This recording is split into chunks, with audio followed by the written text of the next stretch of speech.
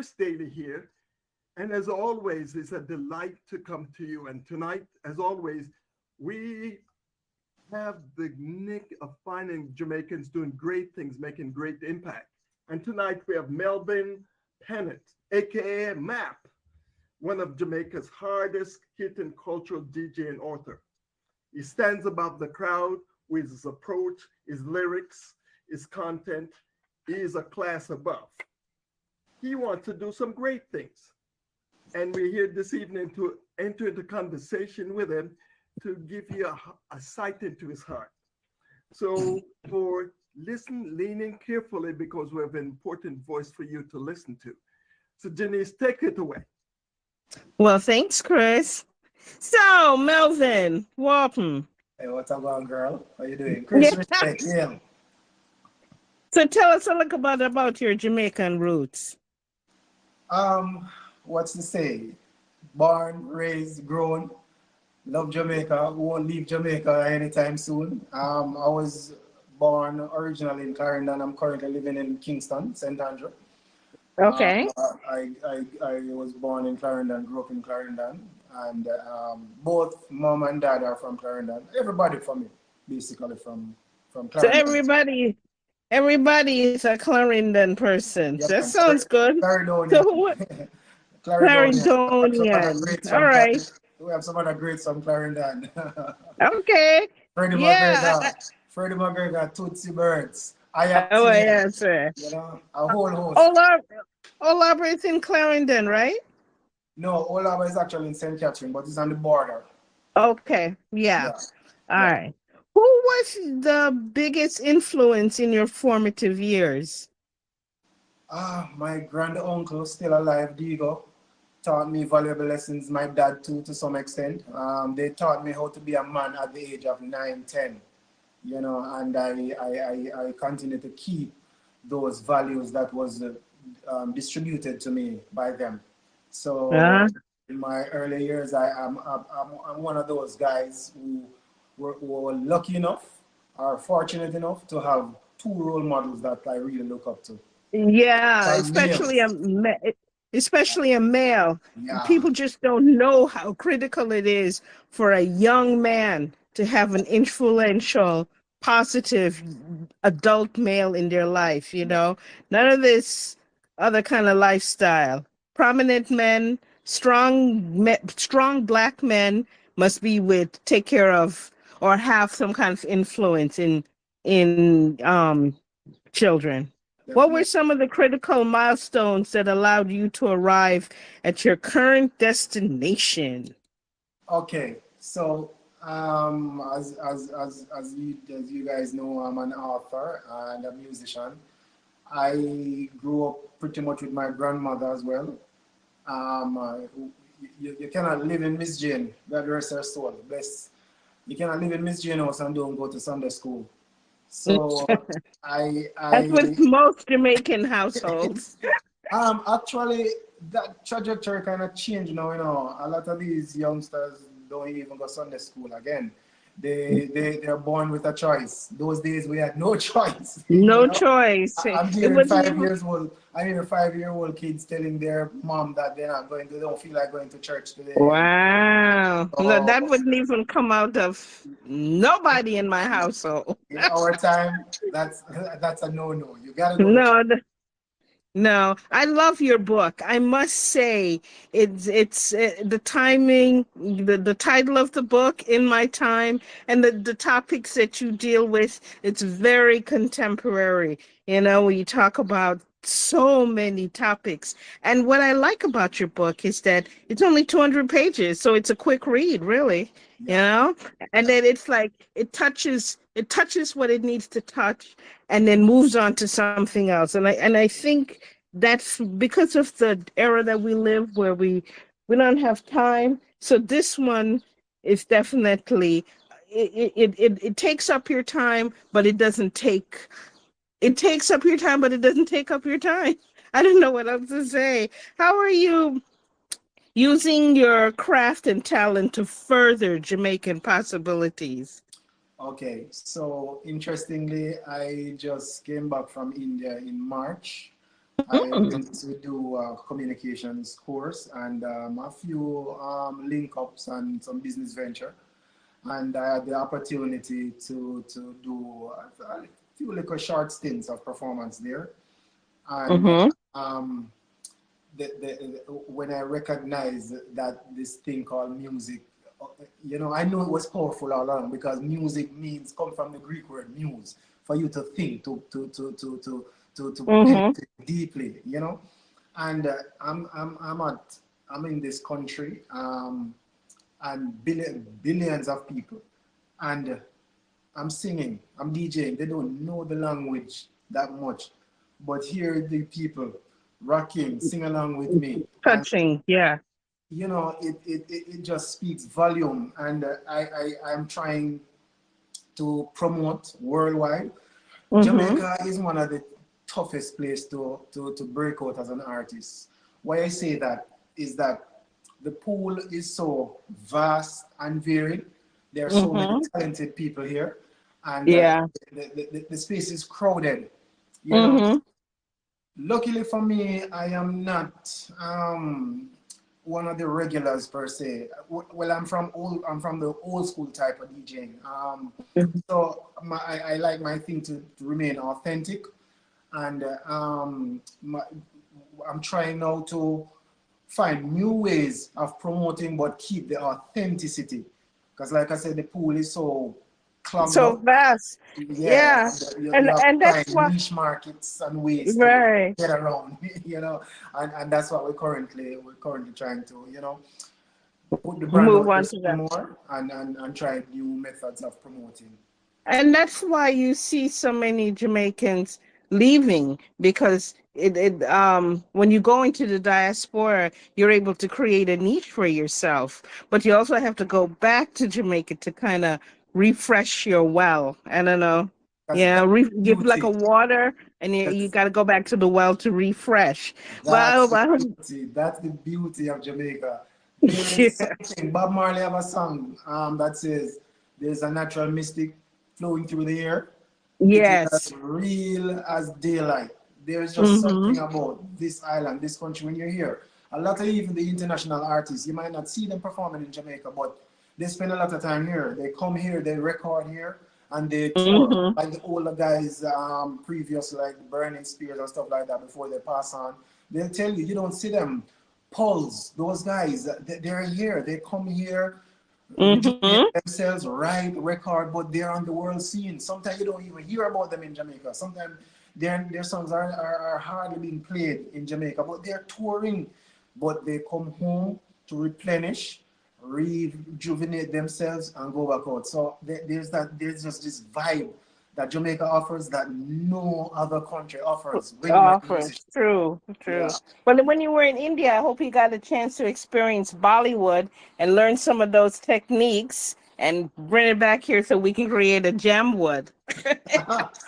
Actually, Or there's have something. There's something in the pipeline. I don't want to give away too much. There's something in the pipeline. I actually started writing a particular song when I was on the plane, a 30 uh-huh. type.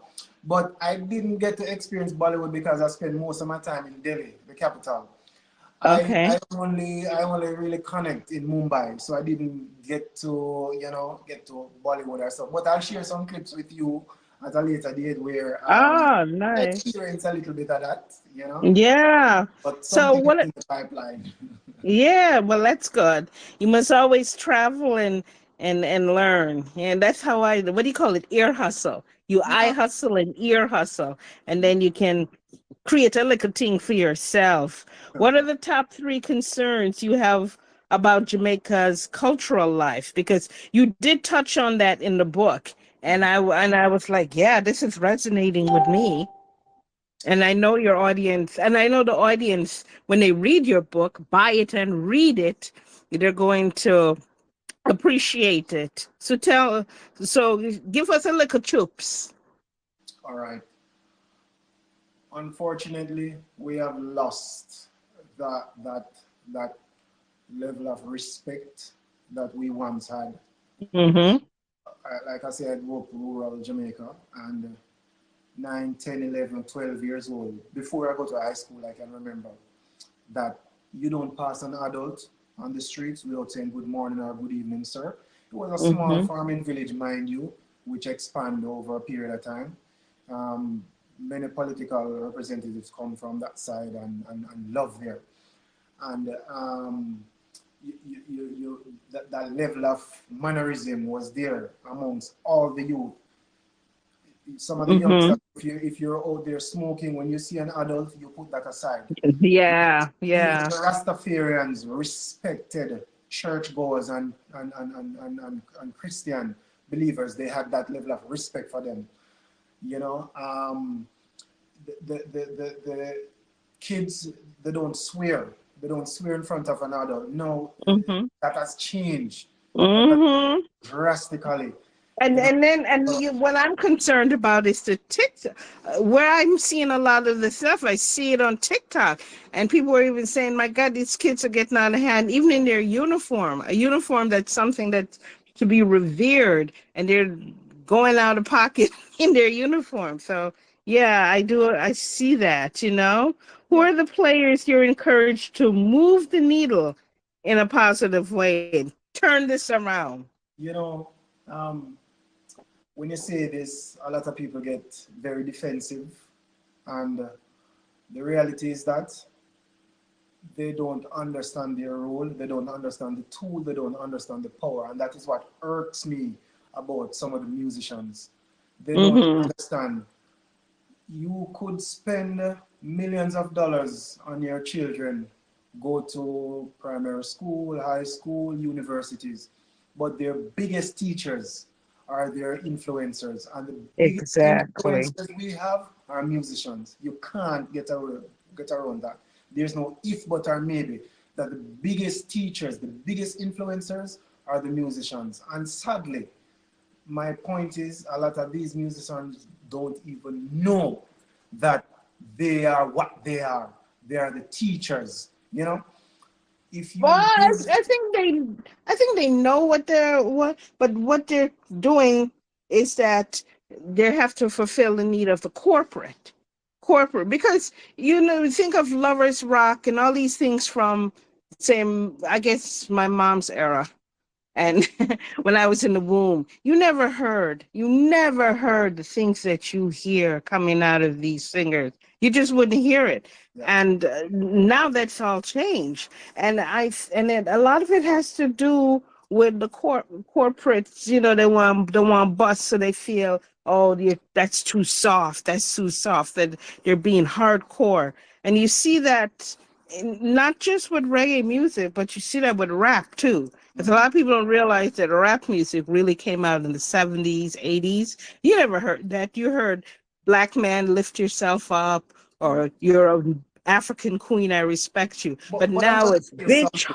bitch ho, Molly, and all them things. And what's frightening to me is that, when you juxtapose that to, say, dance hall, a lot of the slackness is coming in dancehall. Not so much reggae, but definitely dancehall.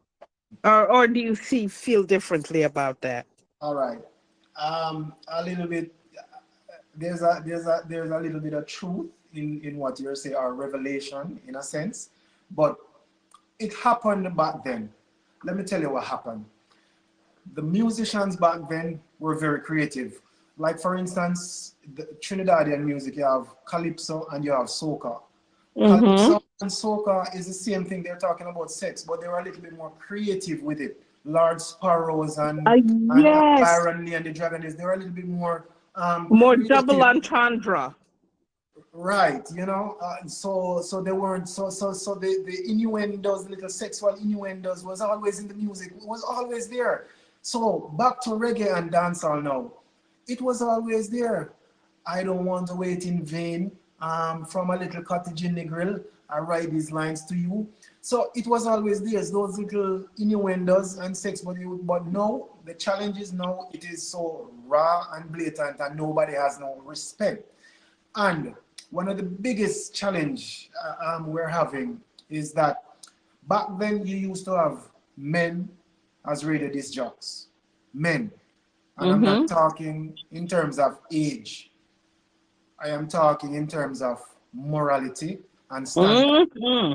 and Yeah. standard. We used to have men. Now I'm mostly boy upon radio.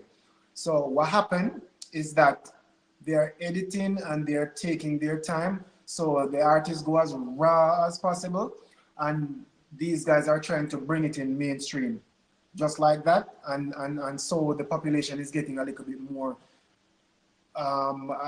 There's an avenue created for the population to hear the more raucousness, because remember dancehall, the word dancehall was really, the music was confined in a space. Yeah, Mm-hmm. was confined in the dance hall, right? That's how you get dancehall music. So the rawness and the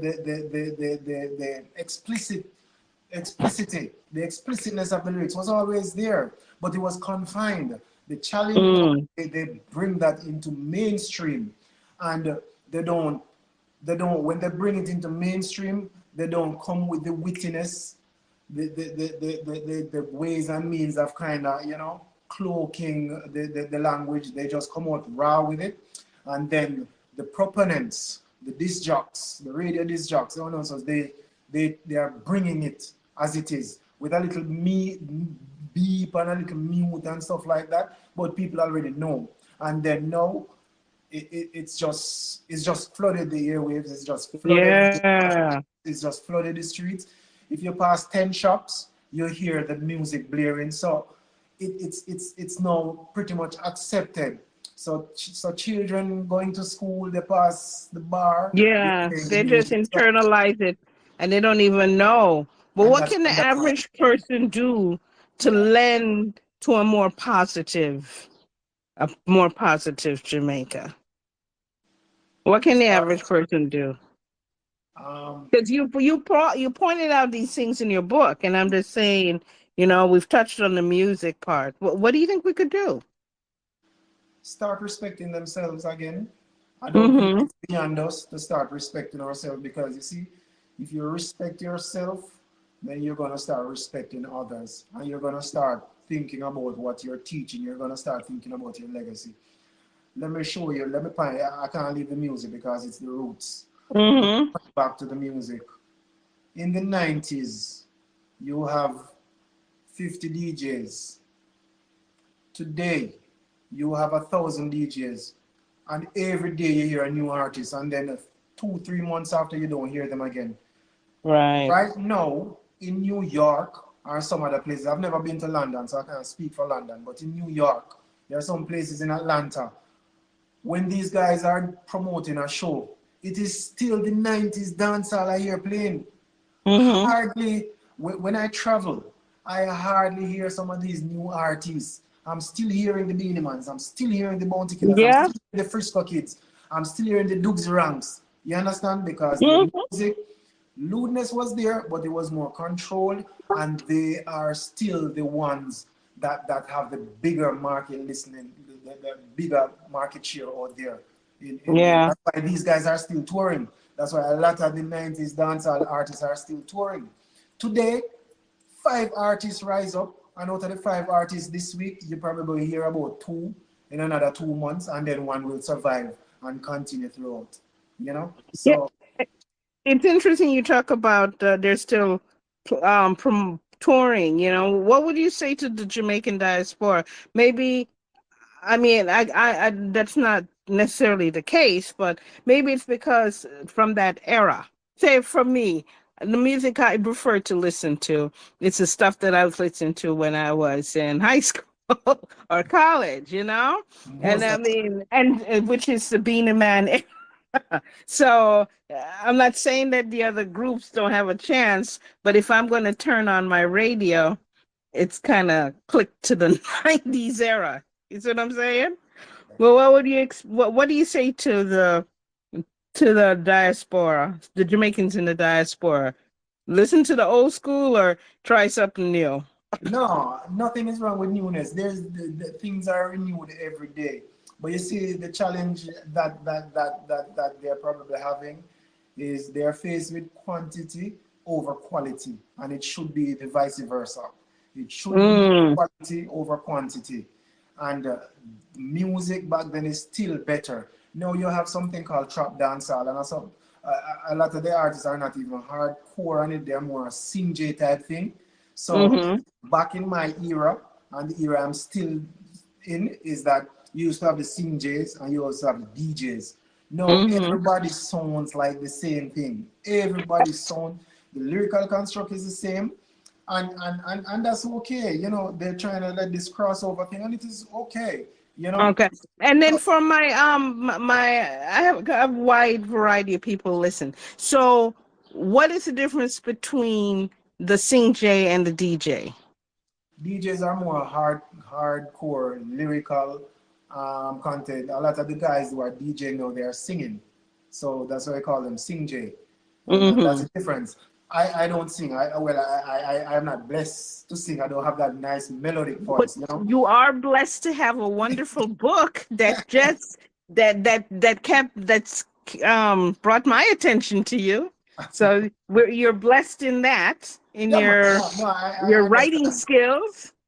Yeah, I Yeah. understand. So what I'm saying is that for me, like I'm just penning this song the other day because somebody did something to me, and I was never one of those DJs to be, the lyrical confrontation kind of thing. I've always Mm-hmm. shied away from that. Clash. They You call know, it yeah, clash. yeah, and nothing is wrong with that. You know, Busta Rhymes and Jay-Z clashed in their formative Mm-hmm. years. You understand? Mm-hmm. And then they both became pioneers. You know, and Busta Rhymes have Jamaican roots, by the way. You know, Yeah, I his know. parents Yeah. from Jamaica, all right? You know, Yeah. so nothing is wrong with clashing because that's a part of the culture. That's a part of, we we Prince and Michael Jackson used to clash in their own their own. Unique way. So Yeah. it does a lot of marketing. It does great for your marketing, you know. So nothing is wrong Mm-hmm. with that. Where it goes south or sour is when it becomes disrespectful.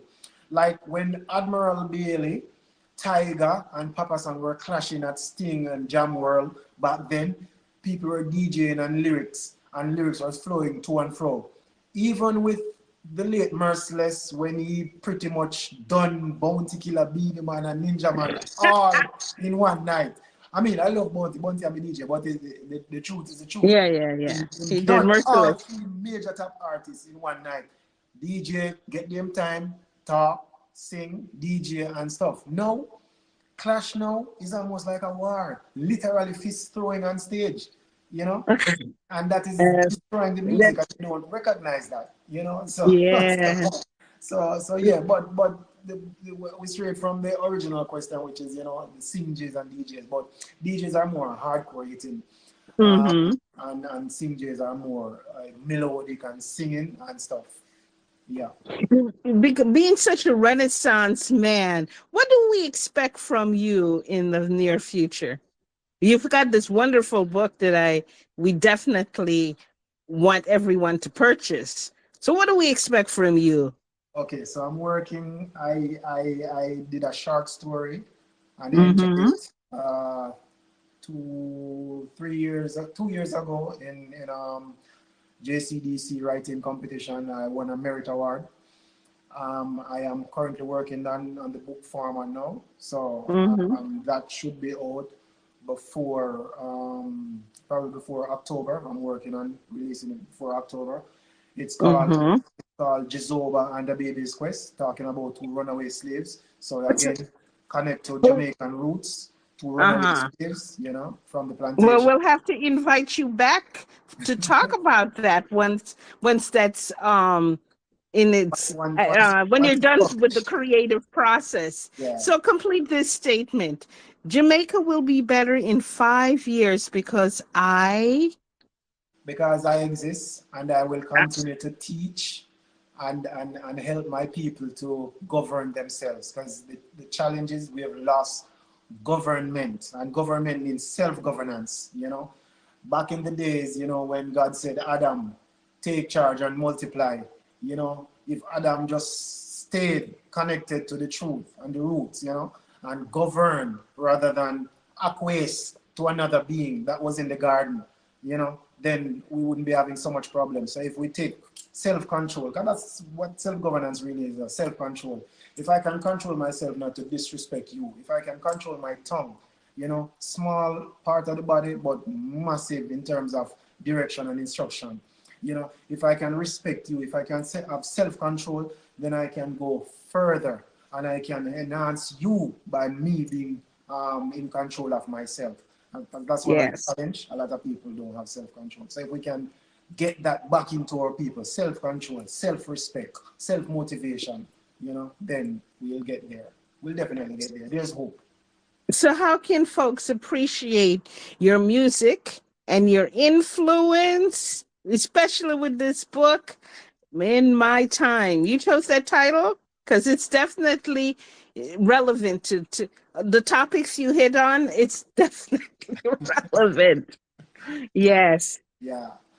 And the title says it's all in my time. So I Mm-hmm. pretty much write about what I have seen, what I have experienced, my travel, Mm-hmm. you know, my cultural exchanges here and there, you know. In fact, I did it a little different when I went to India the other day. I'll be going to China soon too. Wow. India, I did a video blog instead of a written instead of a written thing. I actually did a little documentary. I'm gonna share it with you as well. You know, Nice. and and I did that. But Melvin Pennant contact is there at Map Music Instagram, at Melvin Pennant YouTube, at Map Official YouTube, Twitter. You know, Melvin Pennant Facebook. You've got you've got it all wrapped up in the social media sphere. So, any closing statements? I want to see the day when my people are elevated to the position they really ought to be, which is on top.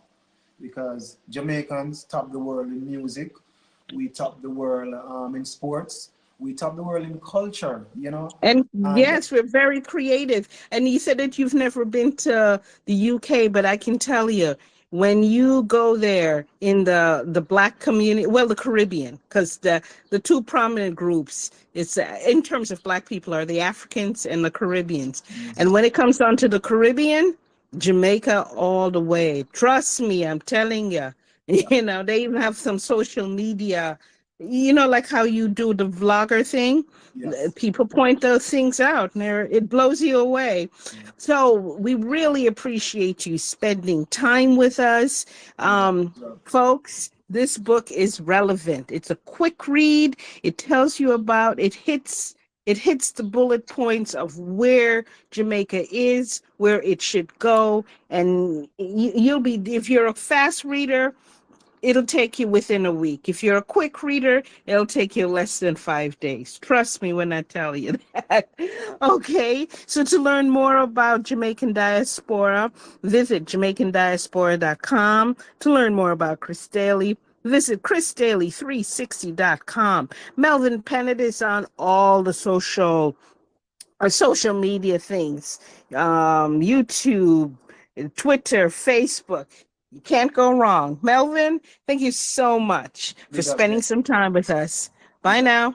big up, big up.